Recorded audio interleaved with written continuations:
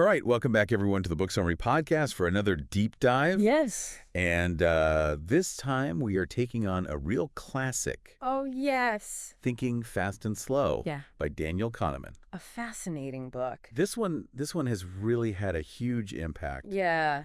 on, I think, how we view ourselves Absolutely. It's a game changer. and how we think about, how our minds work. It really is. So if you're new here, hit that subscribe button. Yes. We'd love to have you. Join us. And we do these deep dives all the It time sure do. into all kinds of fascinating books. Fascinating books. So sit back, relax, and Get ready let's dive in. to think. Yeah, so, I think one of the things that's so interesting about this book is that it's not just, theoretical. No, not at all. It's based on a lifetime of research that Kahneman right. and his research partner, Amos Tversky, Oh, brilliant. really Fantastic. pioneered. A powerful duo. And they just conducted all these fascinating experiments Fascinating experiments. that really, reveal how quirky and often irrational our Absolutely. thinking really is. Yeah, it's eye-opening. Yeah, so, right off the bat, Kahneman kind of throws us into this world of what he calls two systems of thinking. Two systems, yeah. System 1 and System 2. 1 and 2. And he argues that these two systems are just,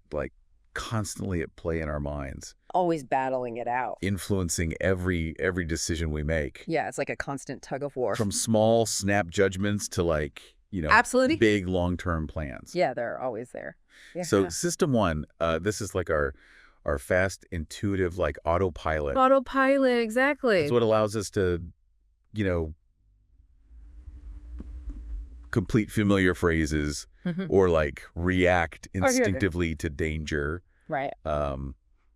Or drive on an empty road without really without even thinking about it. thinking about it. It's amazing. Yeah, it's like our brain's always on kind of radar system. Always scanning, yeah. Just scanning the environment Right. and making split-second decisions. Right, so efficient. Incredibly efficient. But it's also prone to Unbiased. biases and shortcuts. Yeah, it has its drawbacks. Now, System 2. Okay. This is our slower, Follower. deliberate mode of thinking. Yeah, the thinker. It's what we engage when we're solving problems, Right. planning for the future, or trying to make Yes. really carefully considered decisions. Yeah, that's System 2. That's our inner detective, Oh, I like that.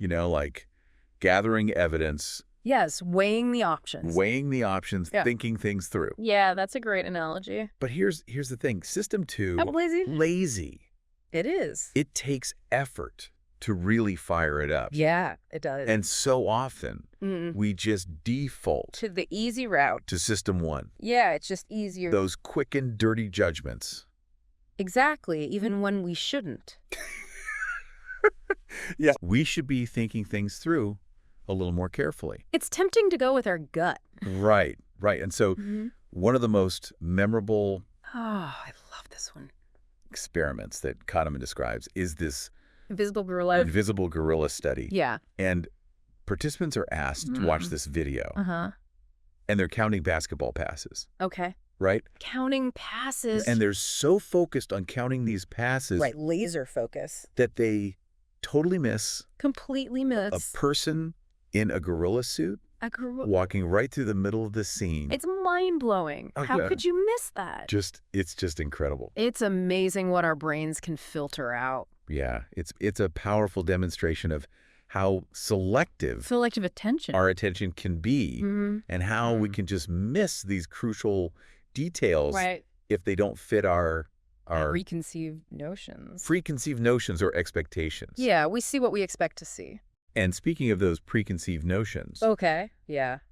Kahneman really dives deep into the world of what are called heuristics and biases. Heuristics and biases. Yeah. And these are mental shortcuts Shortcuts. that our brain And use all the time. rely on Yeah. to make quick judgments. They're essential, really. Heuristics can be incredibly useful, They can be, yeah. allowing us to make decisions quickly and efficiently. Especially in a fast-paced world. But but can also lead us astray. they can. That's the danger. Right. They can result in these systematic errors Systematic errors, yeah. in our thinking. That's right. So Kahneman gives this example Okay. of what's called the representativeness heuristic. Representativeness heuristic, yes. Which is our tendency to judge probability based Yeah. on how well Something fits. something fits a stereotype. Yeah, like a mental category. So he describes this guy Steve. who is characterized as meek and tidy, Meek and tight. passion for detail. Okay, got it. And most people, Mm-hmm. when they hear that description, What do they think? they assume Steve is a librarian. A librarian. Right. Makes sense. But statistically, there are way more Way more farmers. farmers than librarians. Right, statistically speaking. And so Yeah. it's just a classic example of how our brains love to They love to categorize. and jump to conclusions based on, Superficial similarities. these very superficial similarities. Even when the odds aren't in their favor. Even when the odds are totally stacked against us. It's fascinating, really. Then there's the availability heuristic, Okay. which really highlights how easily recalled examples, Visually recalled, often fueled by like vivid news stories Even dramatic stuff. or personal experiences, Right, things that stick with us. can just skew our perception of risk. Yeah, make us afraid of the wrong things. Yeah. So, for example, we might overestimate Mm-hmm. the likelihood, like Like, what? a shark attack, after seeing, Traditional a thing. sensationalized news report. Yeah, Jaws music playing. Right. Even though statistically, You're the right. chances are extremely low. Right, but those images stick with you. Yeah. Or we might avoid flying Okay. after hearing about a plane crash, Mm-hmm. even though driving is Statistics. statistically much more dangerous. Yeah, but we feel more in control when we're driving. Right, right. Interesting. So it's all about Availability, right? how easily, It'll come to Not- mind. yeah, not necessarily how accurate they are. Not necessarily how representative they are Yeah. of the actual risk involved. That's the availability heuristic in a nutshell. And then there's anchoring. Oh, yeah. I think Anchoring. this one just blows my mind every time I think about it. That's a good one. So Kahneman and Tversky, they spun this wheel of fortune, Okay. and it was rigged to land on either 10 or 65. 10 or 65. Uh-huh. Okay. And then they asked participants What do they ask? to estimate the percentage of African nations in the UN. Interesting. And the people who saw the wheel land on 10 Mm-hmm. guessed a much lower percentage Ah, than those who saw 65. so the wheel influenced them. Even though that wheel spin was totally In random. random, wow. Like, that's wild. It had nothing to do with the actual question. But it still anchored their thinking. It did. It's amazing how our minds work. And it's just the point is that Mhm. even arbitrary numbers Yeah. can become these anchors that just kind of Pull us in a certain direction. pull our judgments in a certain direction. Yeah, without us even knowing it. Often without us even realizing it. Scary. Yeah. It really makes you wonder, like, how many of our decisions, Right. big and small, are influenced by these subtle anchors Subtle anchors, yeah. that we're not even aware of. It's a bit unsettling when Right. you think about it. Right. Yeah. And so then Hey, another those one, bias- Another bias that Kahneman highlights is the law of small numbers. the law of small numbers. And So this is our tendency to draw sweeping conclusions. these really sweeping conclusions from Limited data. very limited data. Yeah, we love to find patterns. It's like we're just like wired Wired for to it. see these patterns and meaning, Yeah, even when there might not be any. even where there might just be random noise. Right. Our brains hate randomness. The takeaway here is that Mhm. we're often just too quick Too quick to judge. to jump to conclusions Yeah. based on these small samples. Right. We crave that certain We crave certainty. We want to make sense of things. and predictability. Yeah, even when it's impossible. Even in situations where randomness reigns supreme. And sometimes it just does. Yeah, so all of these heuristics and biases Mm-hmm. can lead to some pretty serious Misjudgments. misjudgments. Yeah, for sure. And Kahneman argues that they affect Not just anyone. not just like everyday folks like us, Right. but also experts in their field, Those too, yeah. doctors, judges, financial analysts. All of them. They're all susceptible to these cognitive traps, Especially in complex situations. especially when working in these really complex and Right. unpredictable environments. Yeah, where those shortcuts can backfire. So it's a humbling reminder, I think, It is. that even the most Well- intelligent and experienced among us are not immune Not a mirror. to the quirks of our own minds. We're all human. Yeah. And if you want to learn more about these quirks, make sure you're subscribed to the Book Summary Podcast. Yes. We're just getting started with this deep dive into thinking fast and slow. This is really good stuff. It is. We're about to explore Oh, yeah. one of the most groundbreaking concepts in behavioral economics, This is a big one. prospect theory. Prospect theory. Here we come.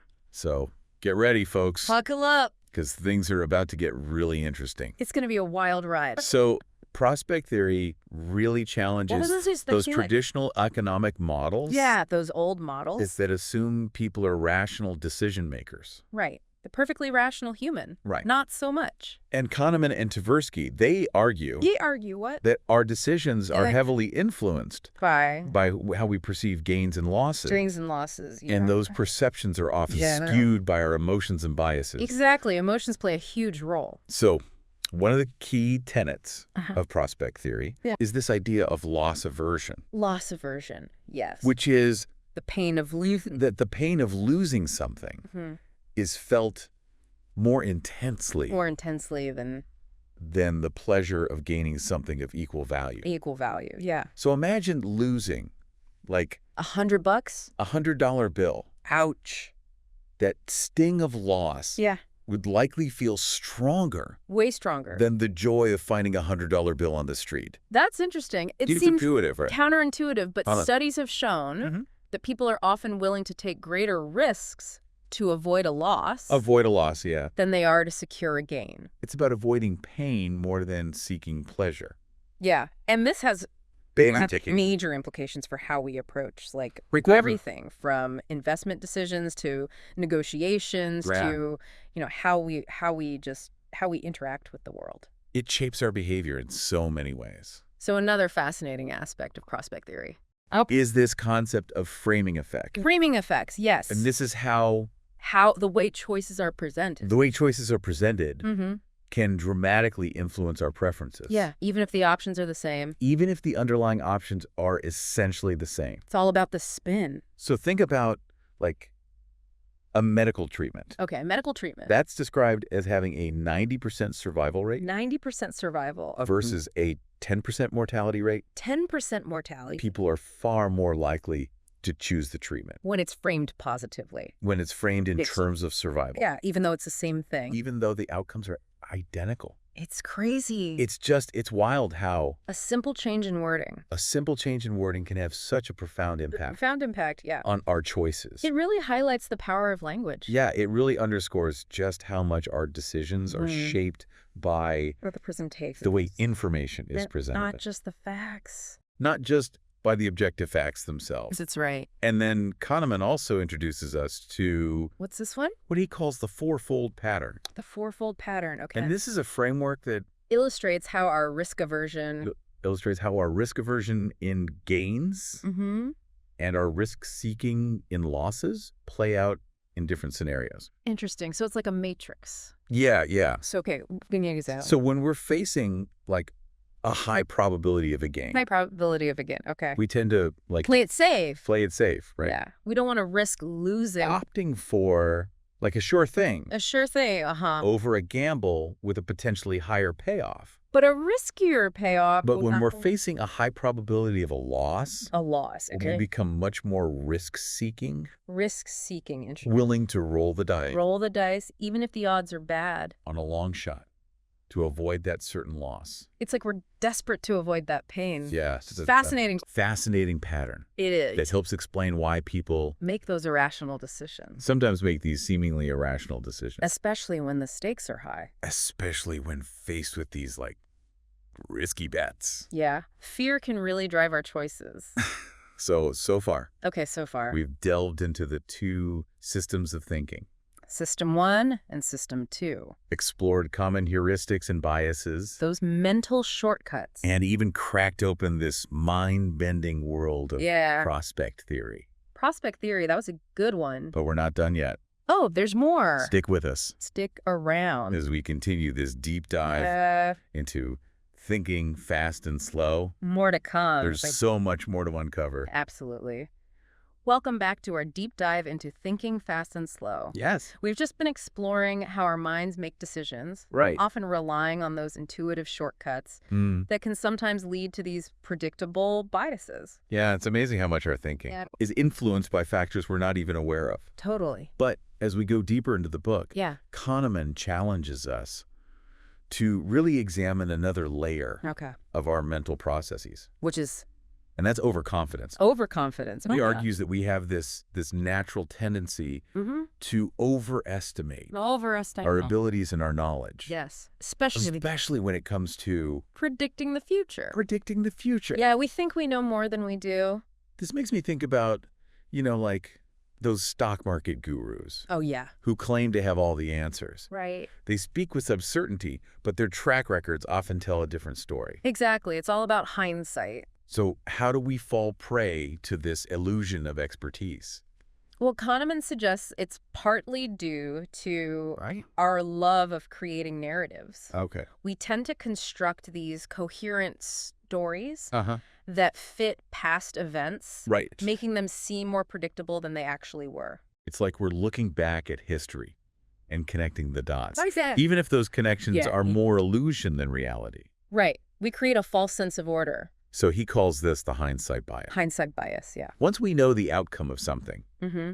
it's easy to believe we saw it coming all along. Yeah, we rewrite the past in our minds. This reminds me of those times when, I've been Oh, yeah. completely wrong about something, Mm-hmm. but then later I convinced myself Right. that I had a hunch it would turn out that way. We all do it. So we're all susceptible to this. Absolutely. It's how our brains make sense of the world, Mm-hmm. but it can also lead us to overestimate Overestimate our understanding. our own understanding You make poor predictions. and make these poor predictions about the future. Yeah, we get overconfident. So if we can't always trust our intuition Mm-hmm. or even the predictions of experts, Right. how can we make better judgments and decisions? Well, Kahneman offers a few strategies. One is to be aware of what's called the base rate, The base rate, okay. the statistical probability of something happening, Okay. and to use that as a starting point Sure. for our predictions. So instead of getting caught up in the specifics Right. of a particular situation, Yeah. we should also consider how things have played out. In similar situations. Yeah, in similar situations in the past. Exactly. Look for the patterns. He calls this taking the outside view. The outside view. I like that. And it can be a really powerful antidote to the planning fallacy, Oh, yeah, the planning fallacy. which is our tendency to be Overly optimistic overly optimistic about our own plans about time frames. and timelines. Yeah, we always think we can do more than we can. Right. We often underestimate the likelihood of Unexpected delays. those unexpected delays and setbacks. Yeah, life always throws curveballs. So by considering the base rate Mm-hmm. and taking that outside view, Yeah. we can create those more realistic expectations More realistic. and make more informed choices. Exactly. It's about being prepared. Another intriguing concept Okay. that Kahneman explores Mm-hmm. is this distinction between The remembering self? the remembering self Okay. and the experiencing self. The experiencing self. Interesting. He argues that we actually have these two selves. Two selves. The one that lives in the moment, Okay. experiencing life as it unfolds, Uh-huh. and the one that looks back on those experiences, Right. creating memories, Hmm. forming judgments about our past. So like two different perspectives on our lives. This reminds me of that fascinating colonoscopy study you mentioned earlier. Oh, yeah. The colonoscopy study. In that study, patients' memories of the procedure Yeah.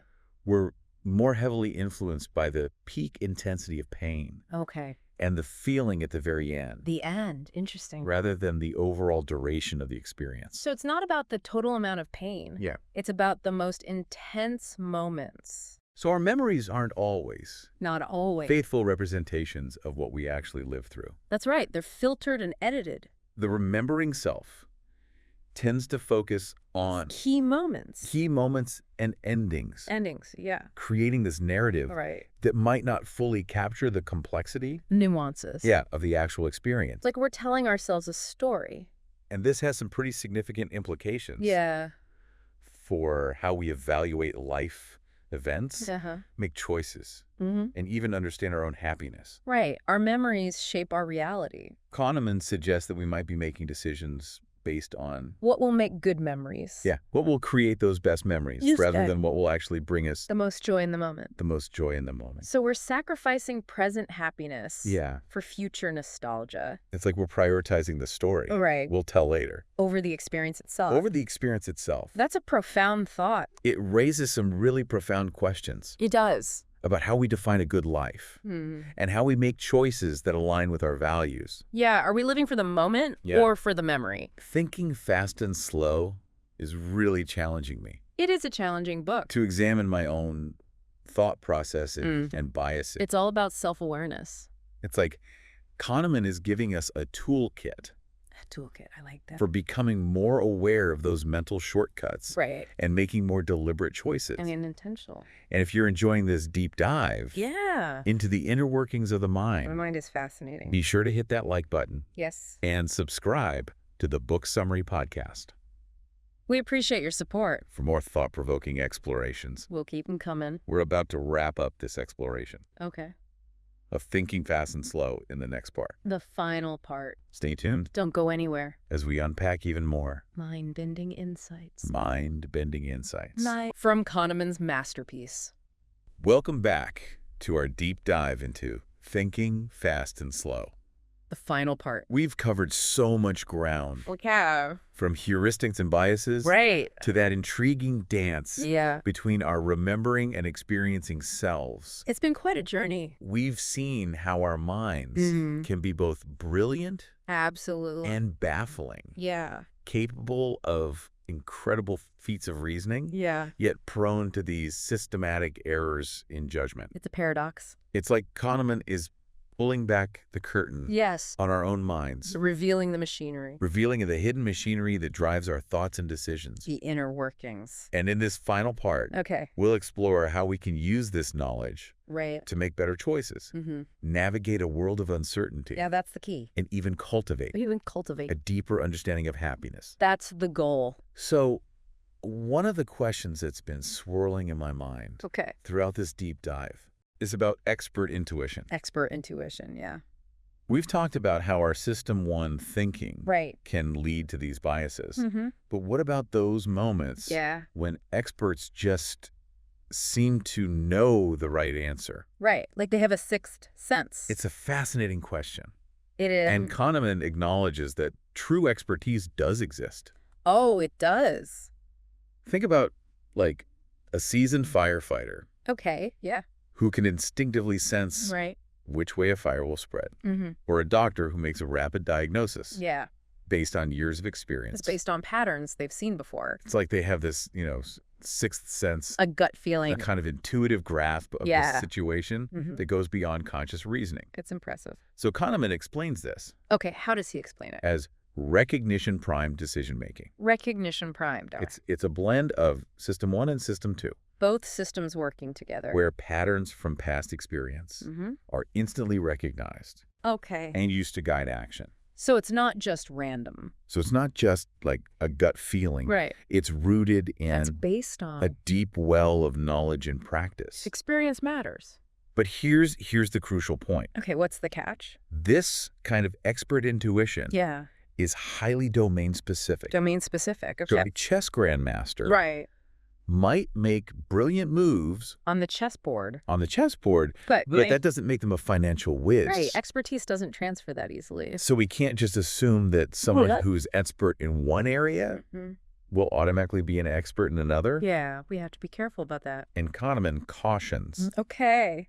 that expertise is less reliable Less reliable. in domains that are Complex. inherently complex, Unpredictable. unpredictable, Yeah. or involve long-term forecasting, Like what? like predicting the stock market Okay. or the outcome of political elections. Right. Those are tough ones. Yeah. Those are areas where Yeah. even the most seasoned experts Mhm. often fall prey Yeah. to the same cognitive biases as everyone else. We're all human. So how can we distinguish That's a good question. between genuine expertise Yeah. and the illusion of expertise? How do we know who to trust?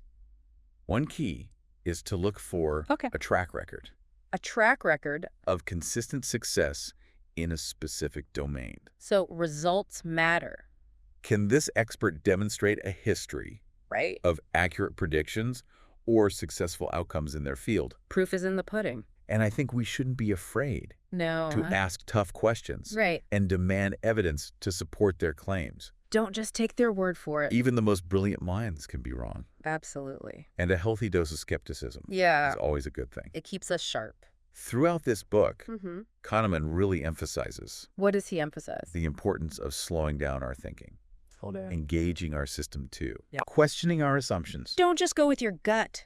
He encourages us to be aware Where? of the mental shortcuts Yeah. our minds take, Those heuristics and biases. and to consider alternative perspectives before jumping to conclusions. Think it through. One of the tools he recommends Okay. for making better predictions is to use What's that? what he calls the outside view. The outside view. Remind me what that is. So the outside view involves looking at Okay. what's called the base rate, The base rate. Okay. or the statistical probability of success Mm-hmm. in similar situations. So looking at the bigger picture. Instead of just focusing on the specifics Right. of our own project or situation, Yeah, okay. we should consider Yeah. how things have typically played out in the past. So learning from others' experiences. Yeah, stepping back and looking at the bigger picture, Mm-hmm. rather than getting caught up In the weeds. in the details Yeah. of our own particular case. Makes sense. This can help us avoid Avoid.